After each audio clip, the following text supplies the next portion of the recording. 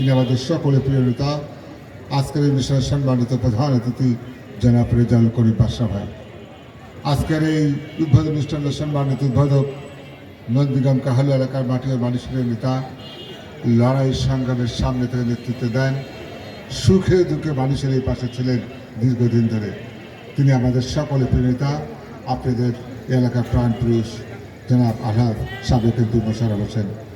উপস্থিত আছেন জেলা বিএনপির সাংগঠনিক সম্পাদক সাবেক ছাত্রদল শহীদ নবী সালাম, যুগ্ম সাধারণ সম্পাদক শেখ তাহাদ্দুল নাহিন এবং জেলা বিএনপির সম্মানিত কোষাধ্যক্ষ শাহাদাত হোসেন, যুবদলের সম্মানিত সভাপতি সাবেক ছাত্রদল রাষ্ট্রীয় বলিষ্ঠ কণ্ঠস্বর জাহাঙ্গীর আলম, সাধারণ সম্পাদক সাবেক ছাত্রনেতা আবু হাসান।